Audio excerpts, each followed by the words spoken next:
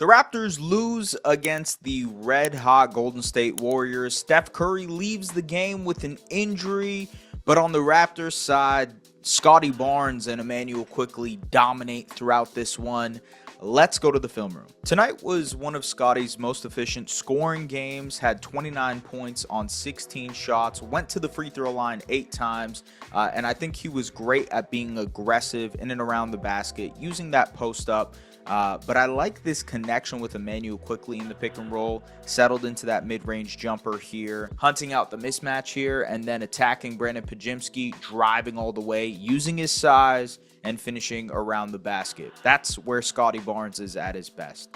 Again, the connection with Quickley was nice once again. Pick and roll into a mid-range jump shot for Scottie Barnes. Here in pseudo transition, basically hunts out Steph. He's like, all right, I'm driving this ball, goes all the way and attacks the basket. Clutch situation here in the post against Jimmy Butler, just rises up over top and finishes through him. And so I thought this was a really, really aggressive Scottie Barnes game. Part of that is defensive scheme, right? Like the Warriors, like the Bulls, and if you remember, Scottie had a really good game against the Warriors the last time they played them. They actually beat the Warriors in January. Some teams' defensive schemes really favor the type of style that Scottie Barnes likes to play. The Boston Celtics are one of those teams because, especially when Kristaps Porzingis is on the floor, they'll run drop coverage, and so Scottie can attack that pretty easily. It's a little bit different when they run their 5-out switch-heavy scheme with Horford, but for the most part, somewhat similar.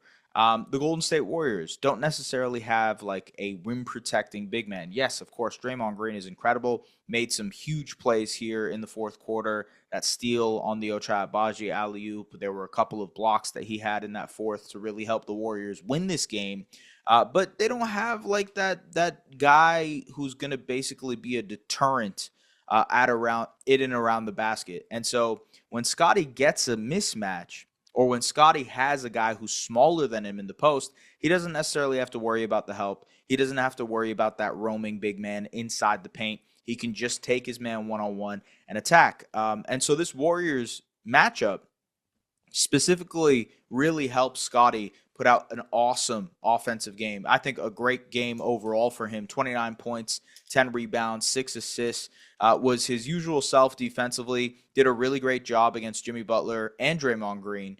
And I think overall you can see how Scottie can be a high-level impact player when he's surrounded by talent. And we'll get into the Immanuel Quickley aspect of this in a second because I think Quickley having a good game allowed for Scottie to have his most efficient type of game this season. There's a connection there. You can very clearly draw a line between, there is another threat on the floor, and it actually helping Scottie into becoming a much more efficient offensive player. That's very clear. I know there's a conversation right now about like what kind of player Scottie can be moving forward in the future. I still believe in Scottie Barnes being a very, very, very good player for this Raptors team. A guy who can make all NBA teams, a guy who can be a multi-time All-Star.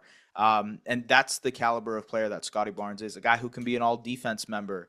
And so I think sometimes we get caught up in like a number one option looks a certain way. And if you look back past that, like, the champions of the last 20 years or whatever, that doesn't necessarily apply, but like guys just have that ability to score a bucket, right? Steph Curry, Kawhi Leonard, LeBron James, Nikola Jokic, right? Obviously, these are incredible all-time level players. You have to be an all-time level player, basically, to be able to win a championship in the NBA. And that's just how it goes. That's how it works, folks. That's how the NBA is structured. So can Scottie Barnes be a number one option on a championship level team? I think the threshold for that is incredibly high, dog. Like incredibly high. And so it's really impossible to put him up to that standard of player. Can he become that player? It would take a pretty big offensive leap. Truthfully, it would take actually Kawhi is a funny comparison here because Kawhi took a pretty huge leap offensively between, about 2015 to 2017. He turned himself into an MVP caliber player. it would require that level of leap. Shai Gilgeous-Alexander went from a guy who's like, oh, this is a really cool player, all-star level guy, to MVP level guy who can be the number one guy on a championship team, in my opinion, guy who should be in the conversation this year, or is the leader for MVP, right? Yeah, he's going to win MVP. Can Scottie Barnes develop into that? It's all dependent on how much he adds to his game. But the current level, what we can aspire to currently with Scottie, is a guy who can be highly impactful on the defensive end, a very, very talented defender, and can do a bit of everything else for you alongside other talent. That in itself provides value in the NBA. You look at some of the best, secondary options. Pascal Siakam for the Toronto Raptors in 2019. Kyle Lowry for the Toronto Raptors through, the We the North era. Bam Adebayo for Jimmy Butler during the Miami Heat days. Jamal Murray for Nikola Jokic. Chris Middleton and Drew Holiday for Giannis Antetokounmpo. They all need those sidekicks. And I'm not saying Scottie Barnes is necessarily a sidekick, but I'm saying those guys are incredibly talented players. Guys who are... some are going to be in the Hall of Fame. Some are going to be multi-time All-Stars and multi-time All-NBA players. Like that's a very, very good player in the NBA.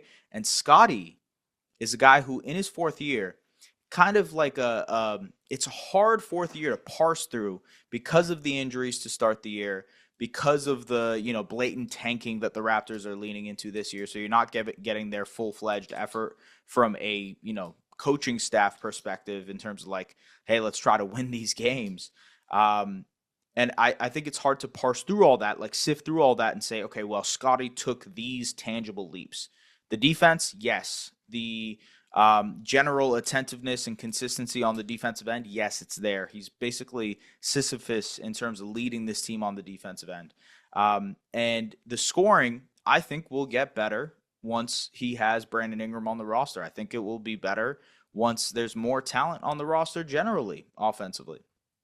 And obviously he's a very, very talented top-tier playmaker and passer for his position already. And so you think of that caliber player, that is a very high-quality NBA player. Star-level NBA player, stardom. So I still think he's destined for stardom. I know the Pull Up Trade podcast, they talked about, like, is he still on that path? And I think he is. I think he is on that path, and games like tonight are sort of proof of what that looks like. The Immanuel Quickley part of the equation is important because I really do think he set the tone for this game early on, and the Raptors were competitive throughout. Again, the Warriors are a really, really hot team right now. They're playing great basketball. Steph Curry obviously left in that third quarter, fell on his tailbone, did not return with a pelvic contusion. Hopefully he's okay, man. The Warriors are obviously like, they're kind of like sneaky contenders, I would say, in the West. Not everybody is confident enough to jump out and say they can win a championship, but they've played really good basketball since adding Jimmy Butler. And so nobody wants to face that team healthy in the postseason. Raptors went toe-to-toe with that team. They played really good defense throughout this game. I thought they had a pretty good game plan against Jonathan Kuminga, which was like, we will dare you to shoot anything from 15 feet out. And I think their three-headed trio of Scottie Barnes, Immanuel Quickley, and Jakob Poeltl did really well. But IQ set the tone. IQ was getting downhill. IQ was kind of pushing and pressing and making sure that they can kind of get paint touches to set the tone offensively. And that helped Scottie Barnes into some really easy looks as well. Let's go to the film room. Very early on in the game, it's clear that IQ is trying to get to that floater area. Got a couple to go to start this game in the first quarter. And I think that really helps set the tone for the rest of his offensive game, because once the Warriors defense recognized that, he's trying to get to that bucket as much as possible, get to that spot of the floor as much as possible, there was much more attention on him defensively. You see in transition here, running him off the line, good step back three there from him, pushing and making himself a threat in transition. Good relocation three here in transition for him, knocking down that shot, which is massive off the ball. And I think overall, his on ball stuff was pretty interesting as well, especially in that fourth quarter. He had 2 drives off of these pick and rolls that were really, really impressive, getting all the way to the basket and finishing over and through contact. And so IQ, I thought, had probably one of his best games as a Toronto Raptor tonight. Ended up with 21 points, 8 rebounds, 4 assists, had 3 steals. I thought he had some really good defensive moments in the first half overall. And like, this is the type of Quick that you'd like to see. I tweeted about this early in the game, but like, Quick was maximizing himself off of the ball tonight, attacking closeouts, finishing in and around the basket, using the tilted defense of the Warriors to penetrate the second line of defense, and then work his offensive magic there with the floaters, with the finishing around the basket. The 3-point shooting obviously is a huge part of his game, and that's great off the catch and in a pull-up situation. So you throw Brandon Ingram onto this roster, you can see how life can be easier for Immanuel Quickley pretty quickly. No pun intended on that. And the pure simple fact for that is that he can just do more off of the ball when Ingram has the ball in his hands. And I still think that also applies to Scottie Barnes. This Raptors team is going to be pretty good, y'all. I think this Raptors team is going to be pretty good next year. I mean, you look at the Eastern Conference, I mean, like, no offense to the East, dog. No offense at all. But look, like, the Pistons are probably one of my favorite teams of the year this season. They're 7, 8 games above 500. Credit to them.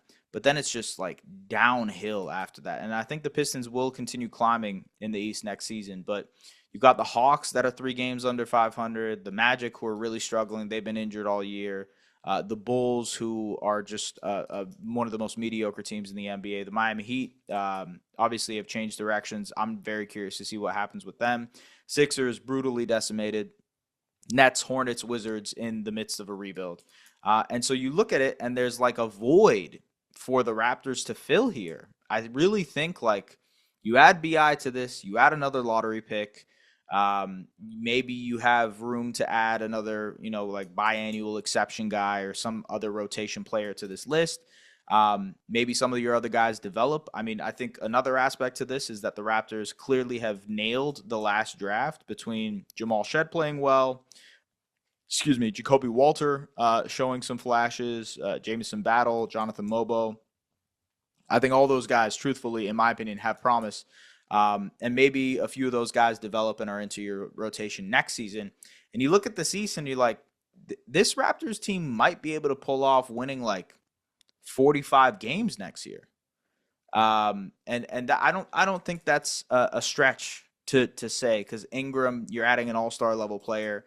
You're hoping that these guys can kind of gel together, and they're going to be pretty good. I think they're going to be pretty good. We'll see what happens. Obviously, the next 12 games or something will be very, very important to determining what their actual lottery odds will be. This Warriors team was one of the final above 500 teams that they end up facing. They have the Pistons. That's the only team they're facing in the next 12 games that is above 500.